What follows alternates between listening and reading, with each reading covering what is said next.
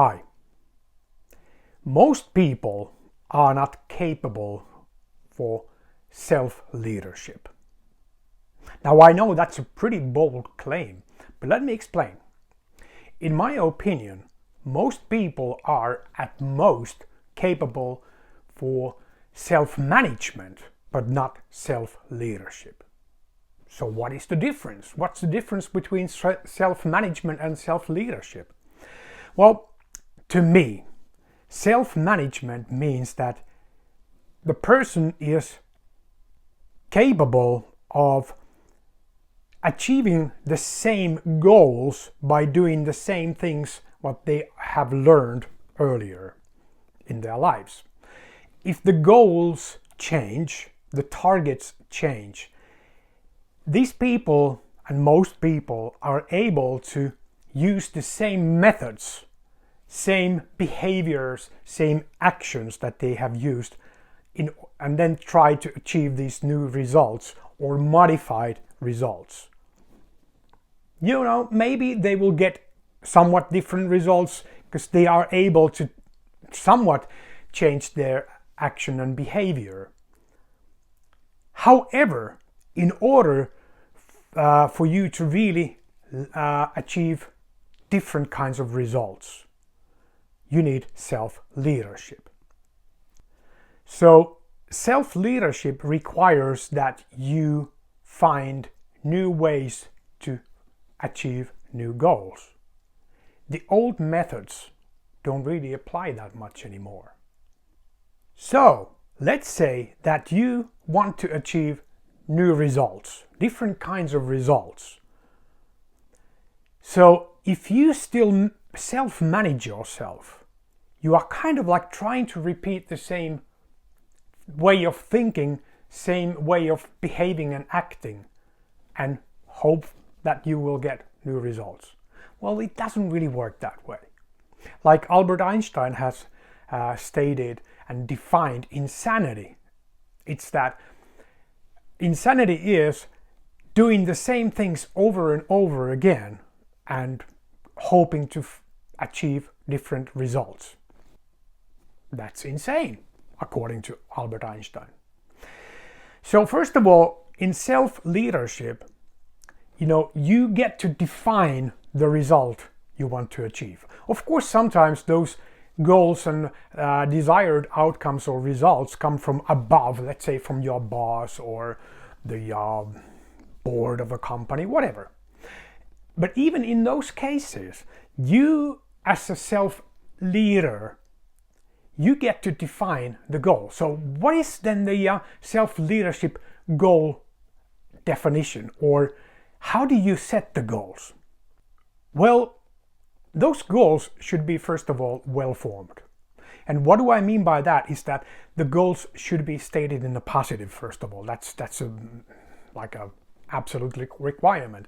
So not that, the goals are set as something that you like to avoid. I mean, this is not what I want, doesn't really set a goal. So instead, they have to be stated in a positive, so that what do you really want to achieve? What do you want to move towards instead of going away from somewhere? Also, I mean, are the goals or reaching of the goals, are they really in your control? That's the second step of the well-formed goals. Then there's also this ecology check. Is the goal or the desired outcomes, are they ecological for you and to your environment?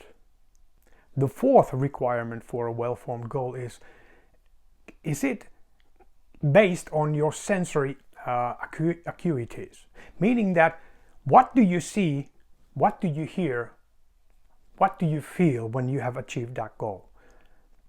That is absolutely necessary for your brain to understand what the goal is. So in self-leadership, the goal setting and really setting like a well-formed goals is the first thing. Now, like I said, achieving new kinds of results, new kinds of outcomes requires different kind of actions and behaviors on your part. So how do you act and behave differently so that you can achieve these new goals? That is a necessary part of the self-leadership. How do you lead yourself to new behaviors, new actions, so that you can achieve these new results? In order for you to act and behave in new ways, you need to take control of your emotional state. So if you are in a negative mood, negative emotional state, it creates different kinds of behaviors than when you are in a positive emotional state. For example, let's say you're pissed off or something, you're angry or sad, whatever, frustrated. That creates some sort of limited behavior on your part. How about instead if you are curious, you are motivated, you are happy even? You know already that creates different kinds of behaviors. So our emotional state really also states how we act and behave. So the question, of course, comes, how do you control your emotional state? In controlling your emotional state, there are basically two major things. One is to take control of your thoughts. And our thoughts are mainly formed by the images, our mental images that we see, and then those mental sounds, very often our internal dialogue that we use. So when you change the way you think, meaning when you change those mental images, when you change your internal dialogue and other sounds, you change the way you feel. And that changes how you can act and behave. And that creates new results.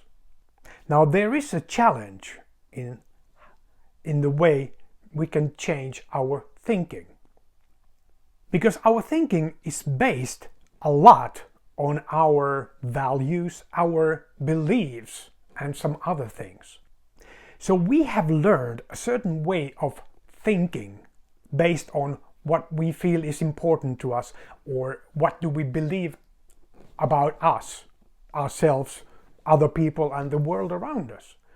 So oftentimes we need to change, or at least be aware of our values, and we need to change our beliefs in order for us to think differently, to see these different kinds of images, to have different kinds of internal dialogue.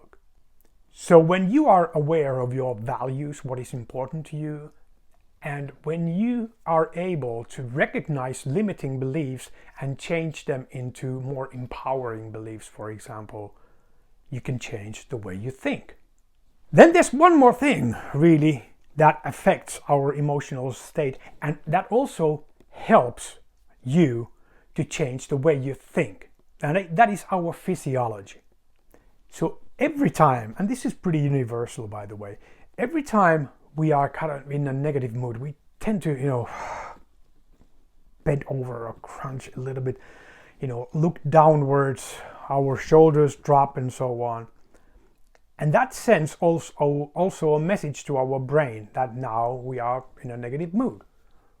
So when you change your physiology, straighten your back, shoulders back, look upwards, that allows you to change your thoughts into more positive ones.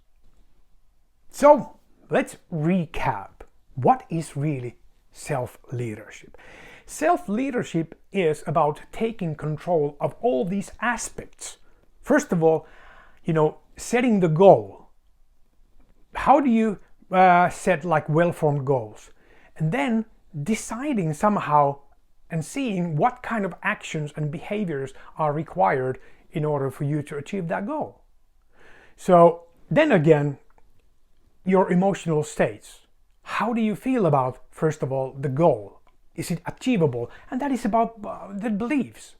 So do you really believe about that? Is it important to you? And all those things like values and beliefs, they affect what kind of images, what kind of internal dialogue you have in your mind affecting your emotional state, and by changing your physiology that you can also affect that. So taking control of all those aspects, that to me is self-leadership. I said earlier in the beginning of this video that most people are not capable of self-leadership. Okay. The good news, however, is that anyone can learn self-leadership, effective self-leadership. So by taking control of all these things, which is not that difficult as it might sound, you take control of your results, your actions, your emotional states, your thoughts, and so on. You get new results. And that is self-leadership to me. Thanks for watching this video. I hope you have found it very helpful. Thanks a lot and be well.